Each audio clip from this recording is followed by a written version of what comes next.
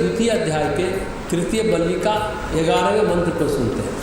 ताम योगमिति मन्यते स्थिरामिन्द्रिय धारणाम अप्रमत्तस्तदा भवति योगो हि प्रभवाप्ययो। उस इंद्रियों की स्थिर धारणा को ही योग मानते हैं, क्योंकि उस समय साधक प्रमाद रहित हो जाता है, योग उदय और अस्त होने वाला। गीता प्रेस की व्याख्या करती है इंद्रिय मन और बुद्धि की स्थिर धारणा का ही नाम योग। ऐसा अनुभवी योगी महाभाव मानते हैं, क्योंकि उस समय साधक विषय दर्शन रूप सब प्रकार के प्रमाद से सर्वथा रहित हो जाता है। परंतु यह योग उदय और अस्त होने वाला है, अतः परमात्मा को प्राप्त करने की इच्छा वाले साधक को निरंतर योग युक्त रहने का दृढ़ अभ्यास करते रहना चाहिए। यहाँ इस मंत्र में योग को परिभाषित किया गया।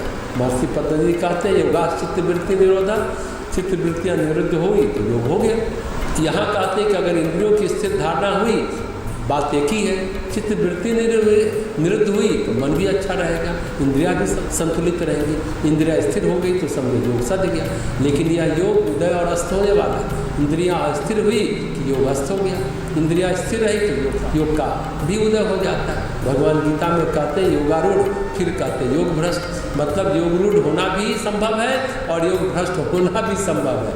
तपो भ्रष्ट और योग भ्रष्ट शब्द सुना गया, पर भक्ति भ्रष्ट शब्द नहीं सुना गया, क्योंकि भक्ति में भगवान स्वयं भक्त का दायित्व ले लेते हैं, जबकि योगी और तपस्वी अपना दायित्व स्वयं उठाते हैं। तो चित्त में शुद्धि है, स्थिरता है, तब तक योग आपका है। अगर शुद्धि नहीं है, स्थिरता नहीं है, तो योग आपका नहीं है।